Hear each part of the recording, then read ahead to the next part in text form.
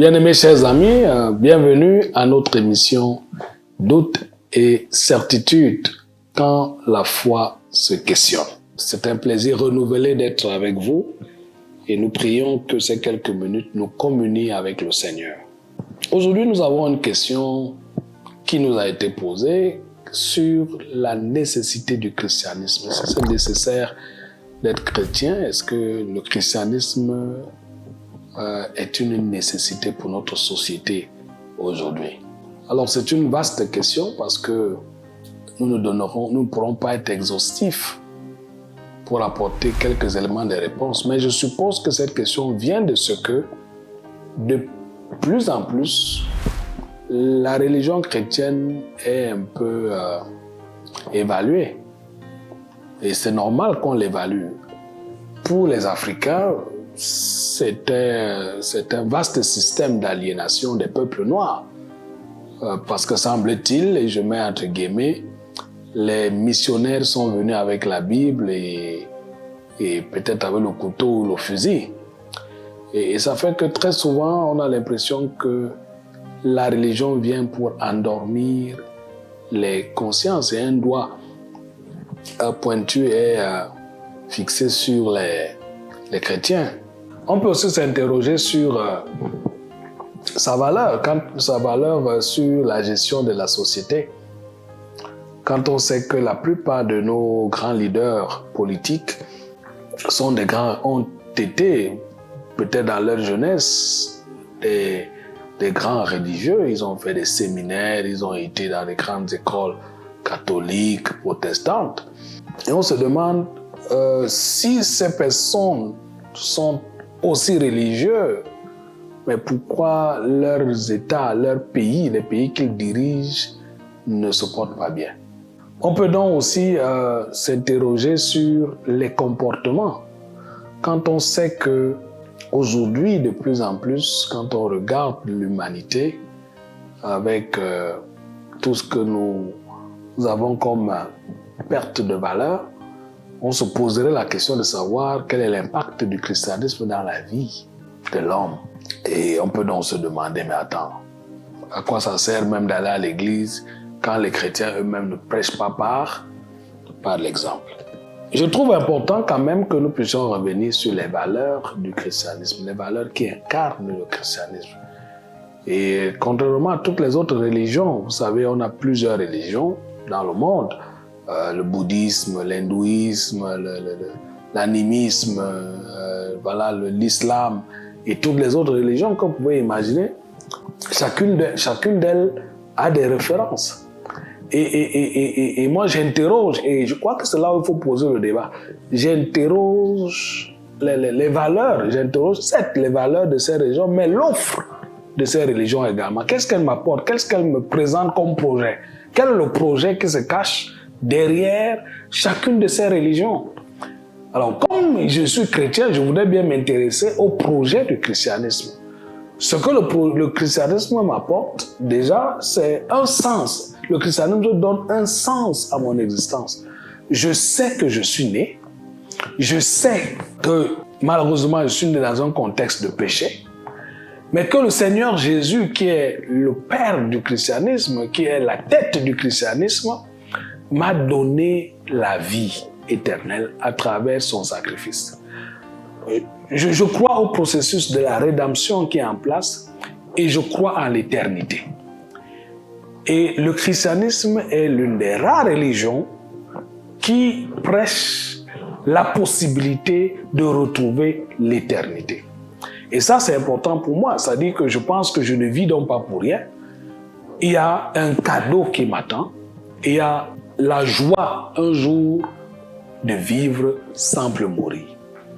Et pour moi, c'est important. S'il y a un investissement à faire, c'est justement investir pour vivre éternellement. Et si le christianisme me propose la vie éternelle, j'investis ma vie dans le christianisme. La deuxième chose que le christianisme m'apporte, c'est l'amour du prochain. Alors la Bible dit, tu aimeras l'Éternel ton Dieu de tout ton cœur, de toute ton âme, de toute ta pensée, de tout ton esprit. C'est le premier et le plus grand commandement. Et voici le second qui lui est semblable, tu aimeras ton prochain comme toi-même.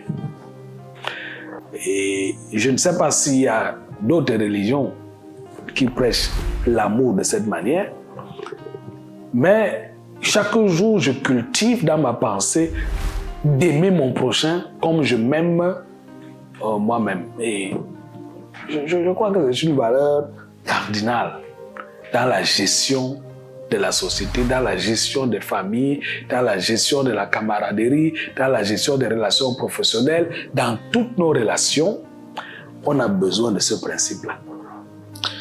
La troisième chose, c'est la notion du pardon et de la réconciliation. La religion chrétienne prêche le pardon. Il dit, si vous ne pardonnez aux autres leurs offenses, votre Père Céleste ne vous pardonnera pas. Genre, j'ai la pression de pardonner. Parce que si je ne pardonne pas, il est évident que moi-même, je m'éloigne du pardon divin. Donc, puisque nous sommes le reflet de l'amour de Dieu, nous sommes le reflet de la bonté de Dieu, nous sommes le reflet du pardon que Dieu accorde à l'humanité, alors il me semble important aujourd'hui de prêcher le pardon et la réconciliation. Vous allez être témoin de toutes les guerres que nous avons, de toutes les situations de crise que nous connaissons dans le monde, de tous les conflits que nous avons. Il faut bien y penser qu'il y a une valeur dans le christianisme qui nous invite au pardon et à la réconciliation. Prenez garde à vous-même. Si ton frère a péché, reprends-le. Et s'il se repent, pardonne-lui. Et s'il pêche contre toi 7 fois dans un jour, que 7 fois il revienne à toi, disant « Je me repens », tu lui pardonneras. Donc, autant de fois que nous avons subi des injustices, des crises, des malentendus, faisant face à des conflits même dans nos familles, autant de fois que nos frères viendront nous dire « Mon frère, ma soeur, je te prie de me pardonner ». La Bible, dans Luc 17, 3 et 4, me recommande de pardonner. L'humilité et le service. Jésus disait en son temps à ses disciples, celui qui veut être grand, qu'il soit le serviteur des autres. Mais vous convenez avec moi aujourd'hui que la société, c'est celui qui est grand qui se fait servir. Mais le christianisme renverse la donne et dit, attention, moi j'apprends le service, j'enseigne un leadership de service. Un patron qui peut aussi prendre de temps en temps le balai et balayer son bureau. Je vois un patron qui peut servir un verre d'eau à sa secrétaire. Ou bien je vois un patron qui peut aller aussi en ville, acheter de lui-même, mettre le carburant de lui-même dans sa voiture, pourquoi pas. L'humilité, le service. Le christianisme, haute valeur, c'est la justice sociale. La justice sociale où personne n'est au-dessus des autres. Encore que dans certains pays aujourd'hui, nous connaissons des crises foncières où ceux qui ont plus d'argent ravissent les terres des autres. Mais le christianisme n'enseigne pas ça. Dans le christianisme authentique, vous ne pouvez pas posséder la terre de quelqu'un pendant plus de 50 ans. Et vous voyez que si nous avions protégé ces valeurs, il est clair aujourd'hui que le monde aurait une certaine paix sociale. Le christianisme m'enseigne aussi la dignité humaine, de croire que je suis créé à l'image et à la ressemblance de Dieu. Écoutez, si je sais que mon prochain, celui qui est devant moi, n'est pas un animal, c'est une créature de Dieu, n'est pas le fruit de l'évolution, c'est le fruit de la création, de l'imagination de Dieu. Il est impossible que certaines pratiques voient le jour dans notre monde aujourd'hui et que les gens viennent à dénier même leur identité sexuelle, que les gens viennent à dénier leur identité morale, physiologique. Alors le christianisme me ramène à la notion pure de la dignité humaine, le respect d'autrui, le respect de l'autre, le respect même du plus petit que soi. Quand j'ai donc posé tous ces éléments pour montrer la valeur du christianisme, j'adhère à ces valeurs. Et je dis aux autres, aux bouddhistes, aux hindous, aux musulmans, aux animistes et à toutes les autres personnes qui ont des ismes confondus dans le monde, de défendre leurs valeurs au lieu de chercher parfois à détruire les valeurs qu'incarne le christianisme. Moi, je crois à ces valeurs et j'accepte ces valeurs.